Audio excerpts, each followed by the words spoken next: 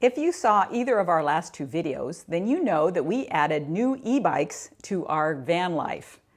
And so today I thought I'd address some of the questions that come up frequently and why we made the move to Class 1 e-bikes, what's the difference between a Class 2 and a Class 1, and what are the things that you might want to consider when buying e-bikes.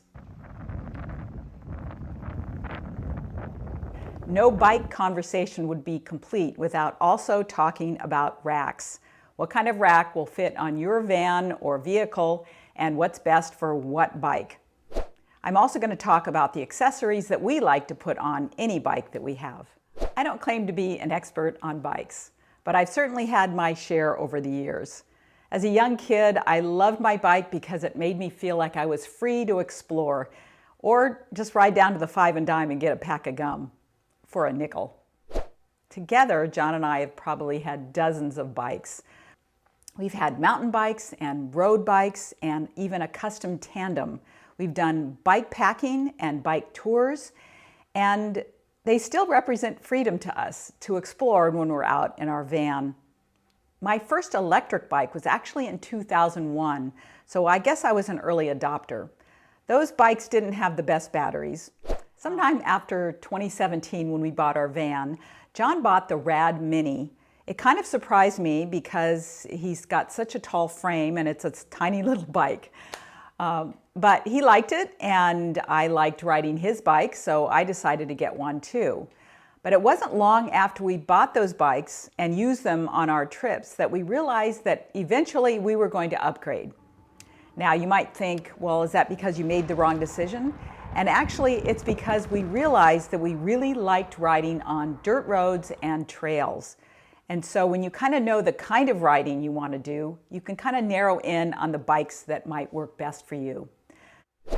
Let's start with talking about the class distinctions. The Department of Transportation puts e-bikes in three categories.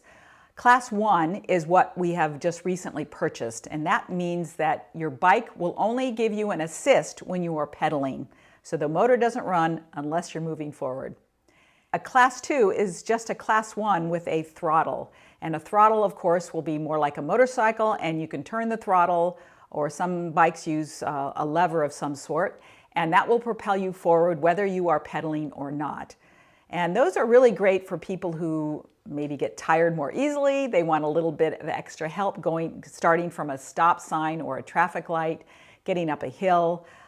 It's really nice to have that throttle. And that's something that, yeah, I kind of miss it on the Class 1, but we feel that the Class 1 bike will take us on more adventures.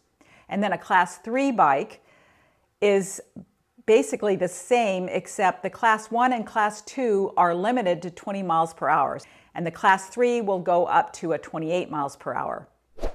Why did we choose to go with Class 1 e-bikes? Well, when everybody and his brother were riding e-bikes, then jurisdictions started to pass rules. Lots of rules about e-bikes on trails. A lot of trails, sometimes in parks, sometimes in the city. They've restricted bike riding to Class 1 e-bikes, and we did not want to have that limitation. The other factor that we were considering was we wanted bikes that were lighter. The Rad Minis weigh about 65 pounds apiece. That's a lot. And we were looking for something much lighter. And we found that in the Specialized Levo SL. SL stands for super light, even though they're not super light, but they're about 40 pounds, and that's considerably lighter than the Rads. It is a much easier bike for someone, like myself to handle. And people who are getting on in years, like John and I are, we really appreciate that light weight. The smaller Rad bikes are great for, getting around your campgrounds and maybe doing little jaunts into town to get supplies and things like that. And then, of course, the suspension. We wanted full suspension because we do like to take them off-road and on trails, and the suspension is nice to have.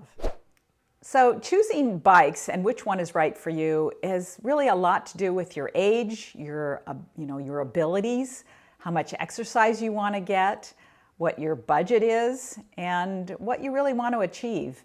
And just like with buying a van, you really don't know what you want in a van until you've lived in it for a number of years. And that's the same way with bikes. When you've lived with them for a long time, then you really know what you want and what you don't want. If you're thinking about adding bikes to your van life or your travel, then it's something to consider. Are you just looking for something that gets you around a campground and maybe into the nearby town? Then that's a different bike, and you might want to consider something like a Rad, or there are a lot of companies now that make lighter weight versions of these small bikes. I just got an email just this last week from a company called Hemiway, Himiway. They call their new one the Hemiway Pony. But it's just something like that to look into, because I think it weighed about 35 or 40 pounds, so that's considerably lighter and something that's probably easier for you to stow in your vehicle and get around for that kind of use. Bikes like that are really fun on paved trails as well. So there are lots of options out there now. When we bought the Rads, there weren't very many, but now there are tons. So companies like Electric that came out, and the price of their bikes was like half of what the Rad was. I think that kind of forced Rad's hand, and they stopped making the Minis because it's pretty tough to compete with those other bikes. So lots of options out there. If you can get your hands on trying one, I really urge you to do that, because some of the cheaper bikes will have, I noticed in a bike that I had purchased from my brother, it had a lag in it. So when you turn the throttle, it kind of had this jerky motion, and it didn't feel safe at all. You want to talk to people who have tried an e-bike for a while and whether they like it and they continue to like it. We also found that the brakes on the Rad were just not really adequate, but I'm not sure if they are on lesser bikes. But the components on the Specialized Levo are much higher grade, and the brakes are fabulous. So I pretty much feel like I could stop on a dime. One of the other considerations for us was that the Specialized is a lot more stealthy looking. So maybe even where they don't allow Class 1s, you could get away with riding a Class 1 and you wouldn't be hassled. And that's because of two reasons. One, the battery is integrated into the frame. It's not this big honking battery like they have on the Rad and most e-bikes, because it's less expensive. And the other reason is because it's a mid-drive motor, whereas most e-bikes, it's a rear hub motor. This is a mid-drive, so it's in the crank area, the crankshaft or whatever they call that. And that makes it look more like a regular mountain bike. When we were in Acadia National Park back in Maine, we noticed the signs that said Class 1 e-bikes only. And our friends who have Class 2 were riding on the trails, and they got stopped. Even though there was almost nobody on the trails, they still got stopped. So that's a kind of an example of where you're not going to be able to ride a Class 2 e-bike. And a lot of state parks and national parks are curtailing the use of Class 2 e-bikes. One of the other differences between these two bikes is that you will get more exercise riding a Class 1 bike, for sure. And this bike has a smaller motor, so you're not going to get as much help going up hills as you would on something like the Rad. That's got a pretty strong motor on it. So if you're looking for something that's as easy as the Rad, it's not this electric bike. But other mountain bikes that have bigger motors, they're going to be heavier. So it's a big trade-off. One of the downsides to our new bikes is that they are much more expensive. And so we're not going to let them out of our sight for a second. When they're on the back of the van, they are locked with 4 different locks. And there'll be a variety of styles. Now, our new van will allow us to store them inside of the van, and that will alleviate a lot of the worry about carrying a bike like that.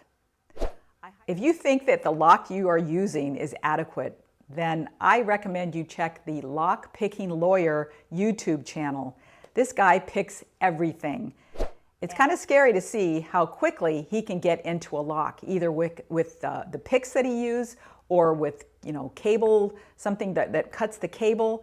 But this guy, I have never seen anything he can't get into. We do have a variety of locks that we carry. A-Bus makes some good ones. We also have one of those U locks.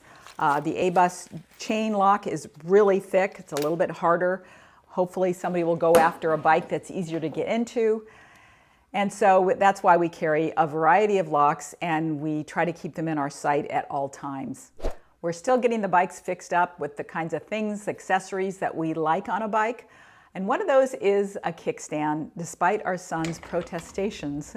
He said, you can't put a kickstand on a mountain bike. And it's like, why not? So we did find kickstands for them, and the way we ride, it's not like, you know, we're old. We're both 69. And I think a kickstand is in order for us. John has found a bell. I'm still looking for the bell I want. We always add mirrors to our bikes, and we do break them pretty frequently. And John just broke one recently. He fell and hurt his ribs. He got hooked on a shrub. We went through a narrow opening. He got hooked and went down. But he's almost all healed from that. He's already riding again. Finally, I'm looking at making a custom cover for the bikes that covers the middle part. And I saw something online. I'll put a picture of it on the screen. And it leaves the wheels exposed. I'm going to try to make something that protects the inside and doesn't flap around so much in the wind. Now let's move on to bike racks. What a pain. We've had so many bike racks in our days. Things that attach to trunks and attach to the roof of the car and attach to a hitch. And we still have the Hollywood rack, which we tried with these bikes. They just didn't quite work. We tried, the one we took out to Anza Borrego was a Yakima rack, and that was okay, but it just wobbled a bit because it wasn't meant for a 2-inch hitch. It was built for the 1.5-inch hitch on our Subaru. This sticks out 6 inches more than our Hollywood rack, but it also sits higher. The Yakima spec says it will hold up to 60 pounds per bicycle. Yes, it works, but we weren't satisfied with it. So we went out and bought the One-Up rack, which we'd heard lots of people rave about. We've met lots of people on the road, at rallies, our friends, and they say the One-Up rack is fabulous. So we bought it. Comes in either black or silver. We got silver so it wouldn't be so hot in the sun. And it does work well. It actually, man, we had to try different configurations before we figured out how our bike fit on that rack.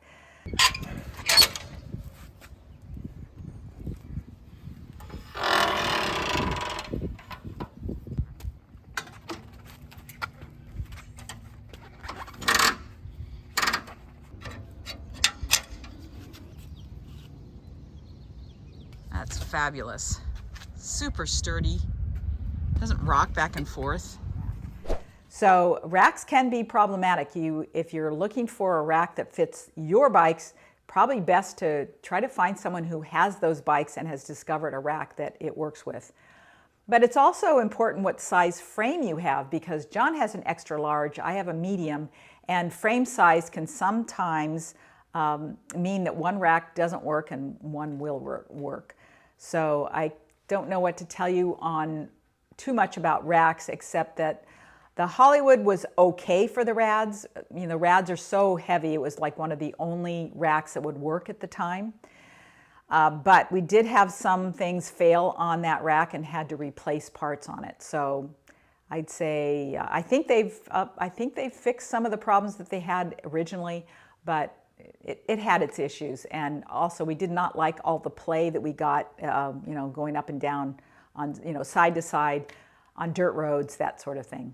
One of the things we liked about the Specialized bike, the battery is smaller than the Rad battery, but they have an auxiliary battery, which is this. It fits in the water cage, and we've only purchased one so far. We may never need it, really.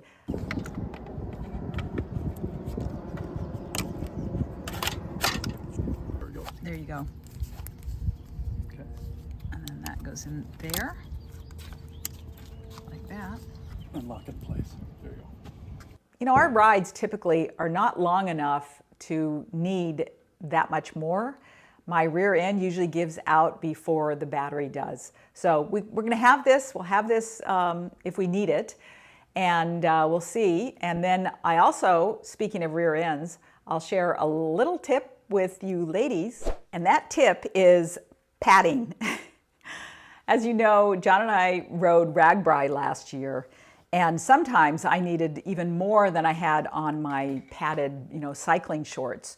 But I discovered these briefs that I could wear under anything. So any shorts that I had, I could put these on underneath them. And sometimes I doubled up with my cycling shorts with these. And they, not the prettiest thing, but they really helped in the rear end department. So rather than carry a lot of cycling gear now, I just carry these briefs and wear those underneath whatever pants or shorts I'm wearing, because I insist on my pants having pockets, and so they're hard to find in cycling, especially women's cycling gear. It's really hard to find them with pockets. So that's my tip for you guys if you want. In fact, I think I even put a link to it in my Amazon storefront, but I'll also put a link in the video description below. We are really enjoying our bikes, and we're looking forward to getting out there and finding some long, maybe rails to trails rides that we can do, or maybe some bike packing, who knows, but we just really enjoy the bicycle riding. And I've been so inspired by Ryan Van Duzer. He was at Ragbri last year. I wish I had met him when he was there, but I'll put a link to his channel below, and he's just an amazing guy. And if you are just even halfway interested in doing more cycling, you need to start watching his channel. I'm sure I left out some questions that you all have, but that's enough for now. If you have them, you can put them in the comments below, and I will address them at a future video. Thanks for watching. We'll see you soon.